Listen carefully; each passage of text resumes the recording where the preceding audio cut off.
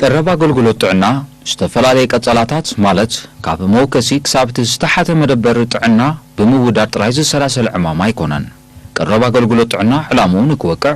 ብቐንዱ ካብ ናብ ዝተዘርግሑ መስመራት መጓዓዝያ፣ ቀረብ ጽሩይ ስተ ማይ፣ ቀረባ አገልግሎት መጓዓዝያን ካልኦት ደረቕቲ ረቑሒታት ዝጠልብ ዕማም እዩ።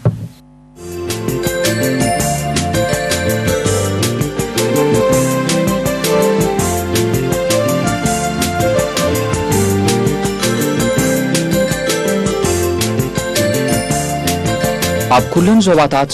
ዝተዘርግሐ ትካላት ጥዕና ወሃብቲ ትካላት ብደረጃ አቃውማን ቀጸላን ምዑርነት ዳ ይሃልዎን እምበር ብባይታዊ ኩንነት ዝተደኮናሉ አካባቢ አድማዕነትን ይጽለዩ። ምልአት ዘለዎ ቀረባ አገልግሎት ጥዕና ውዳድ ካልኦት መሰረታዊ ማሕበራዊ አገልግሎታት ዝጠልብ ስለዝኾነ ምፍንታት ምምሕዳር ከባቢታት ዘይጥጡሕ መስመራት መጓዓዝያ ዘይጥርኑፍ ሜላ መንብሮ ህዝቢ መብልሻው አምቡላንሳት ጸገም መራኸቢታት ንቀረባ አገልግሎት ጥዕና ገለ ዞባታትና በዳይ ካብ ዝገብሩ ረቑሒታት እዮም።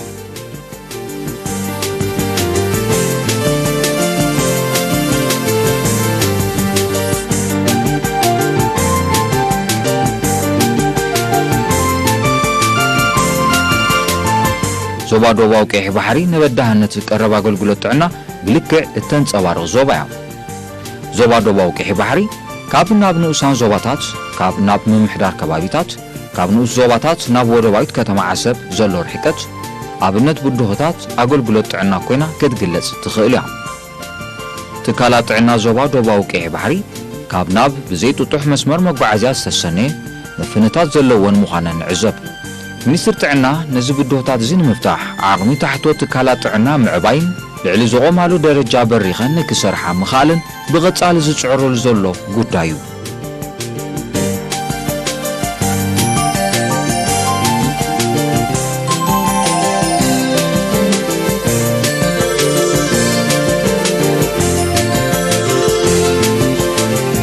ቁማዊ ሆስፒታል ዕዲ ኣብ ትሕቲኡ ምዝርከባ ክልተ መደበራት ጥዕና ን22,000 ህዝቢ አገልግሎት ኣብ ምሃብ ዝርከብ ሆስፒታል እዩ። እዚ ሆስፒታል እዚ ኣብ ዝተፈላለዩ ክፍልታት ዝነጥፉ 26 ኪላታት ጥዕና ዝዓጠቐ ኮይኑ ተመሓላለፍትን ዘይተመሓላለፍትን ሕማማት ኣብ ምምካት ሞት ኣደን ዕሸልን ኣብ ምክልኻል ጥዕና ህፃናት ኣብ ምሕላው ኣስተምህሮ ጥዕና ንህዝቢ ኣብ ምምጣው ንጡፍ አገልግሎት ኣብ ምሃብ ዝርከብ ዘሎ ሆስፒታል እዩ። ኣብዚ ዞባ ጠቕላላ ብዝሒ ህዝቢ 21,972 ዝኾኑ ህዝቢና ንገልግል ኣብኡ ኸ 3 መደበር ጥዕና ኣለና። 2 መደበር ጥዕና ሓደ ቁማዊ ሆስፒታል ዕዲ ኣብ ዞባ ሌቨል ኣለና ማለት እዩ። ሕጂ 2 ኣምቡላንስ ኸ ኣለና ኣብ ዞባ ደረጃ ማለት እዩ። እሶም ካ ሓንቲ ኣብ ኣፋምቦ ኮኔክሽን ስለ ዘይብላ ኣብ ኮፍ ትብል ሓንቲ ኸ ኣብ መንጎ መልዕብይን ዕዲ ናብ ዓሳብካ ሪፈር እንዳበልና ኣብ ማኔጅ ንገብረሉ ሓንቲ ኣምቡላንስ ኣለና ማለት እዩ። ሕጂ ጠቕላላ ኸ 2 ኣምቡላንስ ይነደደና ኣብዚ ግዜ እዚ ማለት እዩ።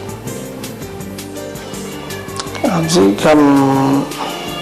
ብዙሓት ዲፓርትመንታት ኣለና ከምታ ዝበልናያ ኩሉ ናይ ዓበይቲ መራይ ኦፒዲ ዝበሃሉ ኣለና። ኣዳልት ኦፒዲ IMCI ካ ናይ ናይሽቱ ቆልዑት ዝረአየሉ ኣለና። ANC ዝበሃሉ ኸ ኣለና ከምዚ ናይ ቱንሳት መርመራ ዝግበረሉ ኩሉ ሰርቪስ ኣብዚ ነካይዶና BMTCT ዝበሃሉ ናይ HIV ቴስት መርመራ ኸ ንግበሪ ናይ ፋሚሊ ፕላኒንግ ኸ ይግበሪ ከምኡ ዳመስሉ ዝኾነ ከምዚ ስታንዳርድ ዝሓለወ ሆስፒታል ዝገብሮ ስራሕካ ኩሉ ኣለና ማለት እዩ። ገለገለ ንብረት ይጎድልና ይኸውን ከም በዓል እዚ ኣብ ላቦራቶሪ ከምዚ CBC መርመራታት ከምኡ ጎድልና ይኽእል ግን በታ ዝከኣለና ርእሱ ዝኸኣለ ሆስፒታል ዝሕዞ ንብረት ዳርጋ ኣለና ማለት እዩ።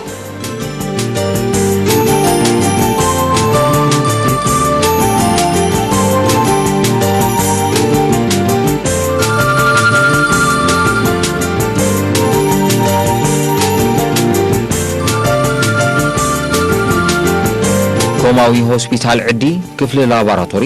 ክፍሊ ህጹጽ ረድኤት፣ ክፍሊ ትሕቲ 5 ዓመት ህፃናት፣ ክፍሊ ዓበይቲ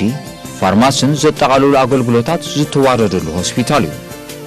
ክፍሊ ላቦራቶሪ ኮማዊ ሆስፒታል ዕዲ ንነፀርታ ዘገልግሉ ዝተፈላለዩ መሳርሒታት ዝዓጠቐ ክፍሊ እዩ እዚ ክፍሊ እዚ በቲ ሞያ ዝሰልጠኑ 4 ክኢላታት ኣለዎ ብዓቕሚ መሳርሒታቱ ንዝንፅሩ ሕማማት ኣብ ምንፃር ንጡፍ ኣገልግሎት ዝህብ ዘሎ ክፍሊ እዩ ኣብኡ ዘለዉ ንብረታትካ ከም በዓል ማይክሮስኮፕ ማይክሮስኮፒክ ቴስት ዝገብሩሉ ራፒድ ቴስት ዝበሃሉ ከምኡኻ ኬሚካል ቴስት ዝገብሩሉ ከም በዓል ሴንትሪፊጅ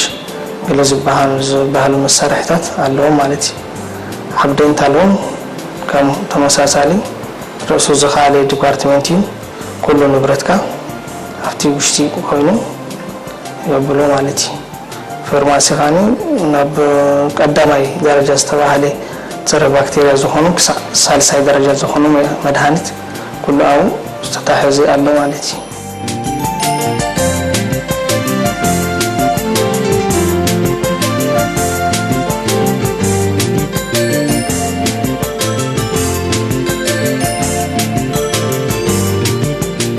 መብዛሕትኦም ካብ ዓቕሚ ክፍሊ ላቦራቶሪ ኮማዊ ሆስፒታል ዕዲ ዝኾኑ ናይ ነፀርታ ጉዳያት ናብ መወከሲ ሆስፒታል ዕዲ እዮም ዝለኣኹ ኣብ ኮማዊ ሆስፒታል ዕዲ ዝርከብ ላቦራቶሪ ኣብዚ እዋን እዚ ዘይዓጠቖም ንስራሓቱ ወሰንቲ ዝኾኑ መሳርሒታት ንዝማልአሉ ዕማማቱ ኣብ ምስላጥ ዓብዪ ድርኺት ክረክብ ምኽኣለ እዮም ዝብሉ ክኢላታት ላቦራቶሪ እቲ ሆስፒታል እዚ ክፍሊ ላቦራቶሪ ዓጢቑ ዘሎ መሳርሒ ከም ዝሪኦ ዘለና ናይ ማይክሮስኮፕ መሳርሒ ማለት መርመሪ እዚ ናይ ደም ዝተፈላለዩ ኣለና ናይ ኬሚካላት ኣብዚ ንሰርሖ ድማ ሓፈሻዊ ናይ ሽንቲ መርመራ ማይክሮስኮፕ ዝስራሕን ከምኡ ድማ ናይ ቀልቅል መርመራ ንብለሎ ካልኣይ ኣብ ናይ ደም ድማ ከም በዓል ናይ ዓቐን ናይ ደም ዋሕድ ደም ድዩ ኣለውን የብሉ ምፍላጥ ከም በዓል ናይ ክሳይ ድማ ከም ናይ ሽኮርያ ኣብ ዝተፈላለዩ ሕማማት ድማ ኣብቲ ተመሓላለፍቲ ንብሎም ሕማማት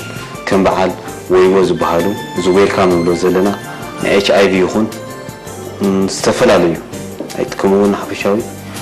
ኣብቲ ናይ ሽንቱ ከም ናይ ጥንሲ መመርመሪ ማለት እዩ ከምኡ ድማ ኣብ ናይ ብላት ምልጋስ እዚ በቲ ዓቕሙ ዘበርክቶ እዚ ሆስፒታል ማለት እዩ ህፁፅ ረድኤት እንተድሊና ደም ዘድልየና ጥቆይ ኣብዚ ሆስፒታል በዚ ላቦራቶሪ ብዓቕሙ ይኽእል ክህብ ይኽእል እዩ ማለት እዩ ካብኦም ድማ እዚ ናይ ዓሶ መርመራ ንብሎ ናይ ቲቪ መርመራ ሓፈሻዊ ነዚ ኣገልግሎት ይህብ እዚ ላቦራቶሪ ማለት እዩ እቲ ዓጢቑ ዘሎ መሳርሕን እቲ ዓቕሚ ሰብ እዩ ማለት እዩ ካብዚ ላቦራቶሪ ኣብዚ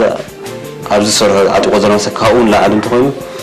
ንምንፃር ማለት እዩ በቲ ሕጋዊ ዝምስርቶ ማለት እዩ ንላቦራቶሪ ዓሰብ ሪፈራል ሆስፒታል ዞናል ሪፈራል ሆስፒታል ዘሎ ካብዚ ብርትዕ ዝብለና እንትኮይኑ እንተቲ ደም ዝኸይድ ተኮይኑ ደም ክኸይዱ እቲ ብመልክዕ እቲ ኣኽታዊ ድዩ ዝተፈላለዩ እቲኦም ምርመራ ዘድልዩ ፈሰስ እንትኮይኑ ክኸዱ እንተዘይኮይኑ ነቲ ሰብ ሪፈር ንዓሰብ ንስወዱ ማለት እዩ ኣብ ዓሰብ ድማ እቲ ዘሎ ዓቕሙ ሰርሑ ማለት እዩ ፅቡቅ ሕጂ ኣብዚ ላቦራቶሪ ሓደ ካብቲ ኣብዚ ግዜ እዚ ሒዝዎ ዘሎ ስታንዳርድ ድንካ ሒዝዎ ዘሎ እቲ መሰረታዊ ንብሎ እዚ ሆስፒታል ዝህቦ ዘሎ ኣገልግሎት ናይ ሙሉእ ዞባ ሪፈራል ሆስፒታል ካብ ኮነ ቁርብ ኣብቲ ክፍሊ ላቦራቶሪ ሕፅረት ክንብሎ እዚ ናይ ሲቢሲ ንብሎ መሳርሒ ኣሎ እዚ ማለት ድማ እዚ ሓፈሻዊ ናይ ደም ምቁፃር ኣሎ ወይ ከዓ ኮልተር ማሽን ትበሃል ኣላ ንሳያት ያቐን ፀገም ኮይና ደላ ኣብዚ ማለት እዩ ስለምንታይ ኩሉ ስነ ታቐን ኣብቲ ኮባ ሆስፒታላት ኣብቲ ሪፈራል ሆስፒታል ኣላ እዚ ኮማ ሆስፒታል ተባሂሉ ክሳብ ሕጂ ንሳቆር ወዲላትና ኣላ እምበር ካልእ በቲ ዘሎ ዓቕሚ እኹል እዩ ቁርብ ግን እታ ናይ ንብላ ዘለና ናይ ሲቢስ ካውንት ወይ ከዓ ኮልተር ማሽን ዝብሎ ኣላ ንሳ ኣገዳሲ እያ ነዚ ሆስፒታል ተስፋ ድማ ንገብር ኣብ ዝቐረባ ግዜ ክመፃና በቲ ንሕና ዘለና ስታንዳርድ ከምቶም ዶኳትር ገለ ዘለዎ ኣብዚ ንሳቆም ትፅግመና ኣላ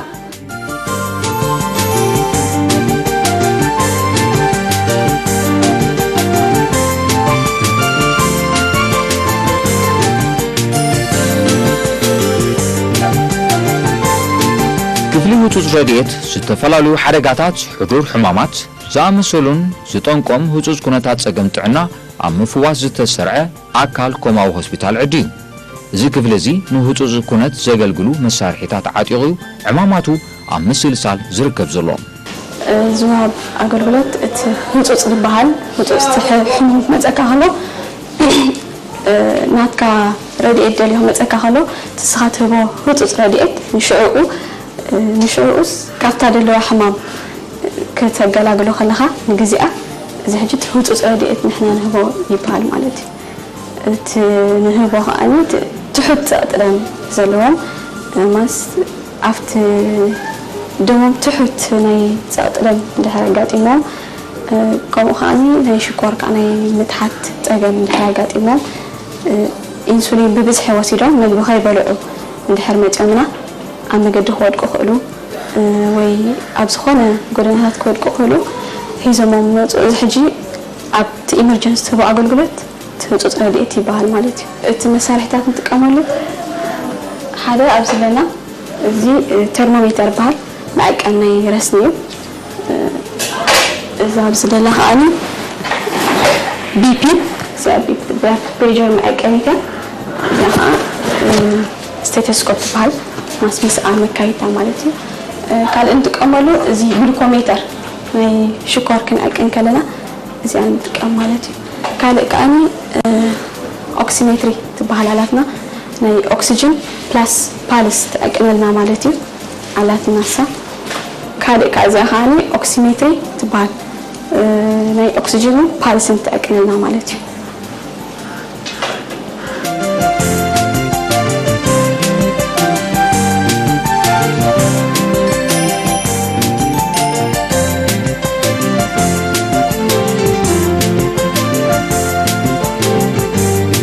ክፍሊ ተመላለስቲ ሕሙማት ንዝበዝሑ ጸገማት ጥዕና ዘለዎም ልዕሊ 5 ዓመት ዝኾኑ ሕሙማት ንምሕካም ዝተሰርዐ ኣካል ኮማዊ ሆስፒታል ዕድዩ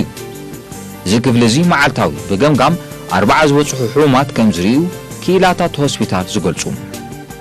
ኣብዚ ዝረኣዩ ሕሙማት ከከም ሕማሞም መድሃኒት ተኣዚዙሎም ዝፋኑ ኮይኖም ገለ ክብድ ዝበለ ጸገም ዘለዎም ሕሙማት እውን ኣብቲ ሆስፒታል ደቂሶም ከም ዝሕከሙ እዩ ዝግበር ኣገልግሎት ናይ ውሽጣዊ ሕማማት عبيت مالتي كل سب وشتاوي حمامي هون بخونه ولا حضور حمامي بخونه خيري حميمون مزمتة أمزي برأي خف لزيت هرأي كرأة يمتة مالتي بزخاء مستي درلوها تفرينا خاء مدهانيت هو كتأنح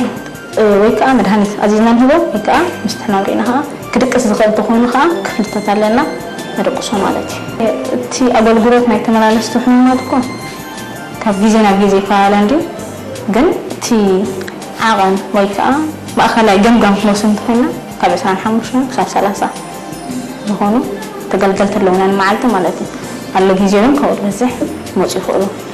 الله كود حلوين بخون خلي تجم ساعة حمشنا 3 على سان حمشنا مالتي مويا يفكره من جمرتات كم أبص أخلو خاطو خلوهم دليت لزلني أتي ماتي بس نحلنا سرحيها حلنا جت أخذ سرحه تجيكا اشتاوت أشوفها حلنا جت أخذ سرحه أبز كبابي بصحو تحاني الحياة سجام يقولون تحب تسبكات عمهم تزرعهم تحاورنا إذا كانت سجام تلي حلفتنا ونارلو نصوم مرة داينا ما راح كم هتاي حاني نزح سجام يقولون مو يابن كم ما يفكره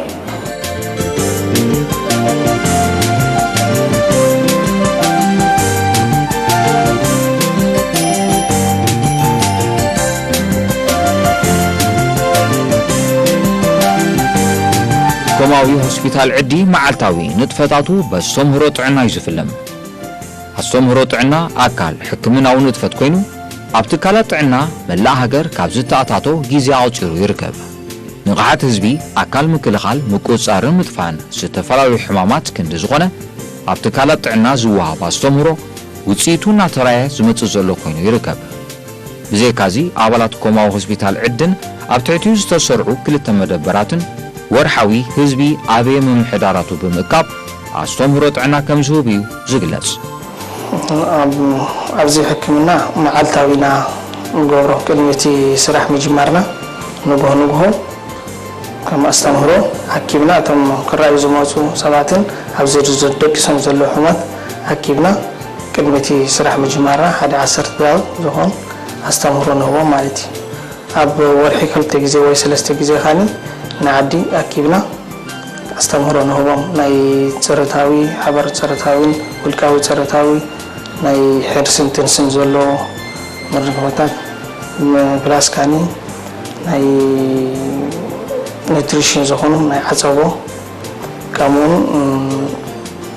ناي وزات زامسلو حمامات استمروا نهوم مالتي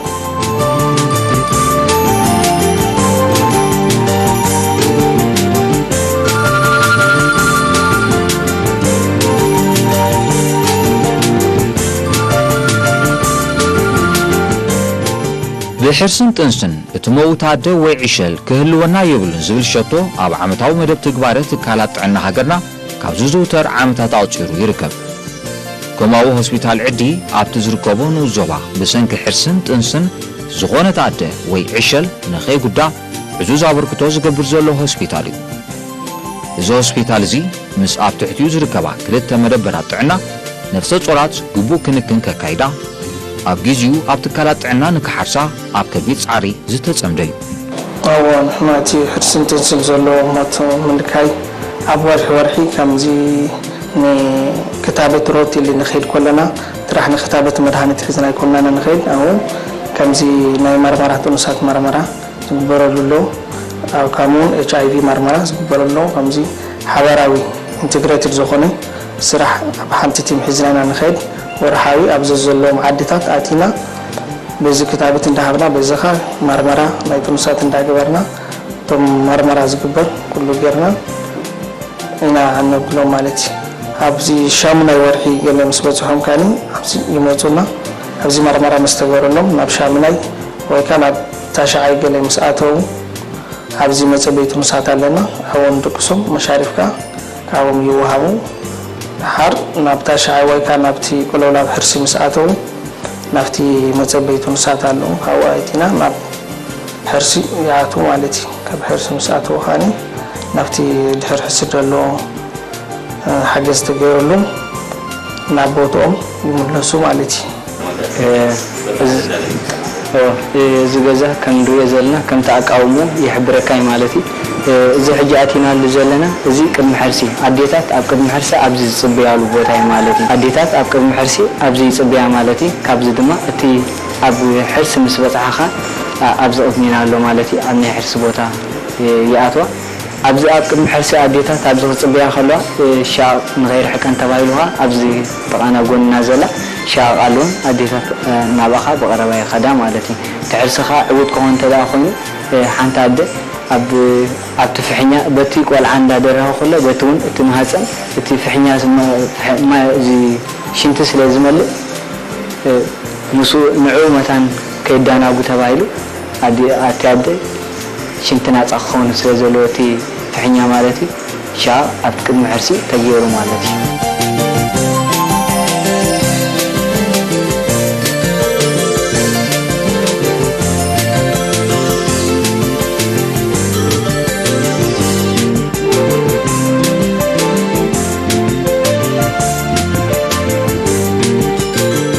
ኣብ ኮማዊ ሆስፒታል ዕዲ ነፍሰ ጾራት ቅድሚ ሕርሲ ናብቲ ኮማዊ ሆስፒታል መጽን እዋን ሕርሰን ዝጽበያሉ መጸበይ ወይ መጽንዒ ጥኑሳት ዘለዎ ኮማዊ ሆስፒታል እዩ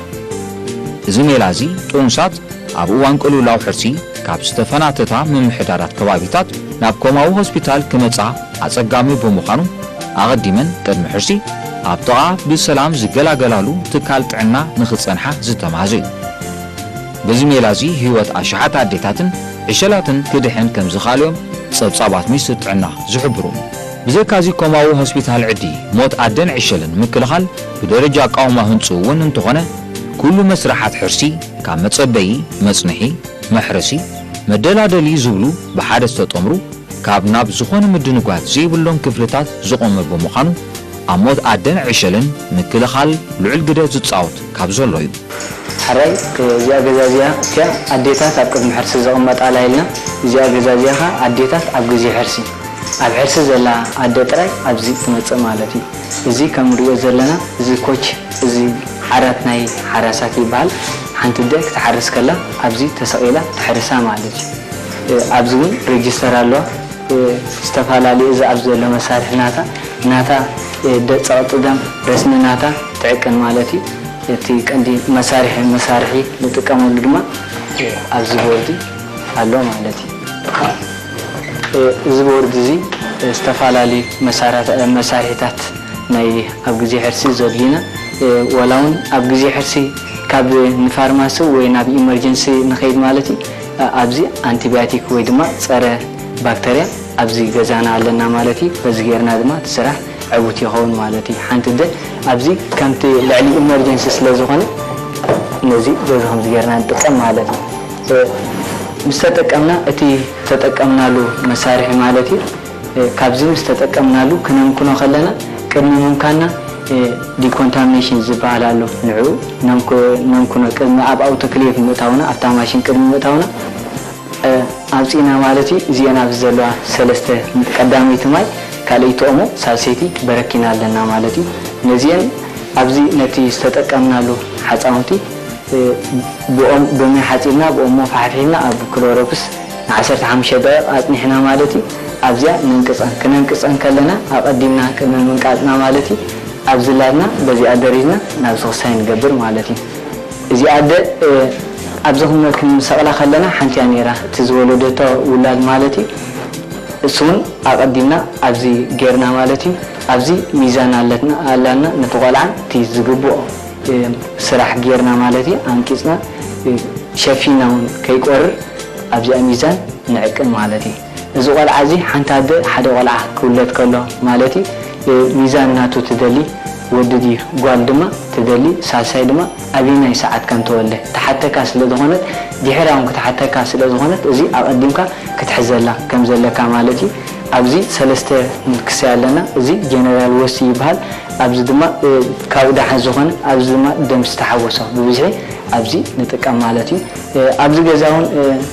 ክሰርሕ ከለኻ ካብዚ ናብዚ ትመላለስ ከለኻ ደም ስለትሕዝ ኣብዚ ቦምባላትና ማለት እዩ ተጣቢና ተሰርሕታላ በዚኣ ጌርና ነብል ማለት እዩ ኣብዚ ኸ እዛ ኣቀዲምና ዝበልናየ እቲ ናታ ኩነታት ንያደ ረስኒ ፀቕጢ ደም ኣብዚ ህርመት ልቢ ንርኢ ማለት እዩ ደን ልክዕ ነታ ኣደኻ ከምቲ ኣቀዲመ ዝበልኩኹም እቲ ሰዓትን ኩሉ ስለቲ ዝደልየና ማለት እዩ ናታ ቀዳማይ ኣብዚ ንኸፍተላ ብናታ ወዲና ኣብዚ ናይቲ ቆልዓ ንኸፍት ማለት እዩ ዕለትን ሰዓትን ወድዲ ጓል ክንደይ ኪሎግራም ክሳይ ከም ዝኾነ ድሕሪኡ ድማ ኣብዚ ገዛና እንታይ ኣለና ክንሰደን ከለና ሓንቲ ኣደ ብዝተኸኣለ መጠን ማለት እዩ ምስ ተረሓቅጥ ዘለዎን ክሳብ 3 መዓልቲ ከከም ኩነታተን ክሳብ 24 ሰዓት ዝፀንሓ ኣለዋ ከምኡ ድማ ክሳብ 3 መዓልቲ ዝፀንሓ ኣዴታት ኣለዋ ማለት እዩ ኣብዚ ቅድሚ መውፅአን እቲ ዘድሊ ነቲ ቆልዓ ዝውሃብ ቫክሲን ኣብቲ ግዜ ምውላዱ ዝውሃቦ ማለት እዩ ኣብዚ ንህበን ማለት እዩ ሓራይ እዚ ገዛ እዚ ኸ ኣብ ሕርሲ ፀኒሕና ሕርሲ ምስ ወደት ሓንቲ ኣደ ኣብዚ ትመፅእ ማለት እዩ እዚ ድማ ድሕሪ ሕርሲ ይበሃል እቲ ኣቀዲመ መምከኒ ንጥቀመሉ ኣውቶክሌቭ ዝበሃል ድማ እዚኣ ፃዕዳ ዘላትና ማለት እዩ እዚ ኤምሲኤች ነፍሱ ዝኸኣለ ማለት እዩ እዚ ንሪኦ ዘለና እዚ ዓራት ማለት እዩ እዚ ድሕሪ ሕርሲ ኣዴታት ካብዚ ምስ ወፃ ናብዚ ዝኾናሉ ማለት እዩ ሓንቲ ሕርሲ ዝበሃል ናይ ሓንቲ ኣደ ኣብ 4 ከፊልና ንሪኦ ቀዳማይ ካልኣይ ሳልሳይ ራብዓይ እናተባሃሉ ኣለዎ ማለት እዩ እቲ ኣደ ኣብቲ ቀዳማይ ዝበሃል ስቴጅ ክፍሊ ማለት እዩ እሱ ኣብ ክልተ ከፊልና ንሪኦ ላተንትን ኣክቲቭ ንብሎ እቲ ኣደ ኣብቲ ኣክቲቭ ኣብ መወዳእታ ኣብዚ ትመፅእ ማለት እዩ ኣብዚ ደሊቨሪ ደን ካብኡ ድማ እቲ ሰለስተ ዝተኸኣለ ንሰለስቲኡ ኣብዚ ደሊቨሪ ዝበሃል ኣብቲ ሕርሲ ናይ ቦታ ናይ ሕርሲ ትውድኦ እቲ ራብዓይ ከዓኒ ሓንቲ ደ ኣብ ክሳብ 6 ሰዓት ዘሎ ግቡእ ምክንኻን ይግበረላ ማለት ስለምንታይ ድሕሪ ሕርሲ ምድማይ ስለ ዝመፅእ ማለት እዩ ኣብዚ ንድሕሪ ሕርሲ ድማ ጥቡቕ ዝኾነ ይግበረላ ማለት እዩ ከምቲ ኩነታት ናታ ከም ኩነታት ናተን ንኸደን ማለት እዩ ሽዑ ክሳብ እቲ ዝኾነ ዘሎ ኩሉ ኩነታታ ክሳብ ማዕረ ዝመፅእ ኣብዚ ትፀንሕ ካብኡ ሓሊፉ ዝኾነ ክሳይ ዝልዋ ድማ ብጥቡቕ በቲ ቀፃሊ ይግበረላ ማለት እዩ እዚ ልክዕ ከምቲ ዝበልካይ ማለት ሓደ እዚ ክስራሕ ከሎ እቲ ሞት ንያድን ንዕሸልን ክውሕድ ክጎድል ተባሂሉ ዝተገብረ ማለት እዩ ሓንቲ ኣደ ካብዚ ቦታ እዚ ሪሕቓ እንተደኣ መፀበይ ሃልዋ ማለት እዩ ካብኡ ጎይኻ ናብቲ ናብ ናይ ሕርሲ ቦታ ክተምፃኣ ከለኻ ማለት እዩ ቆልዓ ወፂ ክወጥቀካ ይኽእል እዩ ዝተፈላለየ ነገራት እውን ንዓ ኣብ ጉድኣት ከብለላ ይኽእል እዩ እዚ ከምዚ ኢሉ ብሓሳብ ምህላው ከምቲ ኣቐዲምና ዝበልናያ ማለት እዩ እንታይ ክኾነልና ስለ ዝደልየና እቲ ሞት ናይ ኣደን ናይ ዕሸልን ክጎድል ስለ ዝተደልየ ማለት እዩ ብዓብዩ ከዓኒ ነቲ ኣብ ስራሕ ዘሎ ሰብ ከዓኒ ብዝጠዓመ መገዲ ንኽኸይድ እዚ ናይ ሕርሲ ስለ ዝኾነ ማለት እዩ እቲ ናይ ቅድሚ ሕርስን ናይ ሕርስን ናይ ሰለስቲኡ ክጠቓልል ስለ ዘለዎ እዩ ማለት እዩ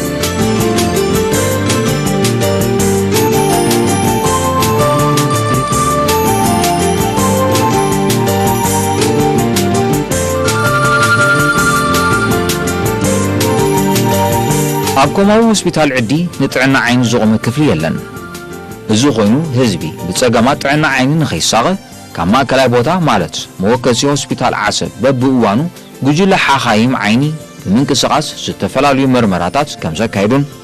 ፀገም ዘለዎም ዜጋታት ብኣጋ ተለልዮም ንመጥባሕቲ ቆፀራታት ከም ዝተሓዘሎምን እዩ ዝሕበር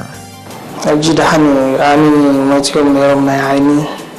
ኣብኡ ስክሪን ገይሮም ናይ ዓይኒ መርመራ ገይሮም ካብኦም ከዓ ሓደ 40 ገለ ዝኾኑ ናይ ዓይኒ መርመራ ተገይሩሎም ኦፕሬሽን ገይሮምሎም መጥባሕቲ ናይ ዓይኒ ገይሮም ካብኡ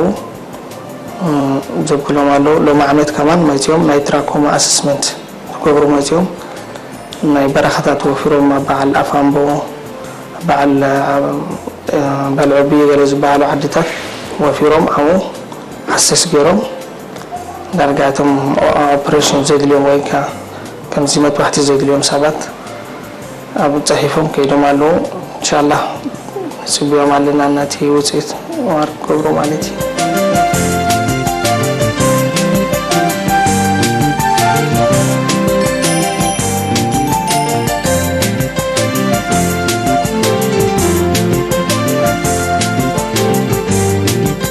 ኣባላት ኮማዊ ሆስፒታል ዕድን ኣብ ትሕቲኡ ዝመሓደራ ክልተ መደበራት ጥዕናን በብእዋኑ ዓቕሚ ናይ ምድራዕ ስልጠናታት ይወሃቦም እዩ እዚ ስልጠናታት እዚ ብቕዓት ኣገልግሎት ተንትካላት ጥዕና ኣብ ምብራኽ ግዲኡ ዝፃወት ዘሎ እዩ ጽቡቕ ወርክሾፕ ኣሎ ከምዚ ስኬል ዝኾኑ ሰባት ሪፍሬሽመንት ትሬኒንግ እንዳተዋህቡ እቶም ብፍላይ ሕጂ ኣብዚ እዋን እዚ ሓደሽቲ ኣባላት እዮም ዘለዉ ንዖም ከዓ ከምዚ ሪፍሬሽ ዝኾነ ትሬኒንግ ኣብ ወርሒ ይኹን ኣብ ክልተ ወርሒ ናይ ነብሲ ወከፍ ዲፓርትመንት እንዳሃቦም ከምዚ ክስታይ ይገብሩሎ ይተሓጋገዙና ኣለዉ ማለት እዩ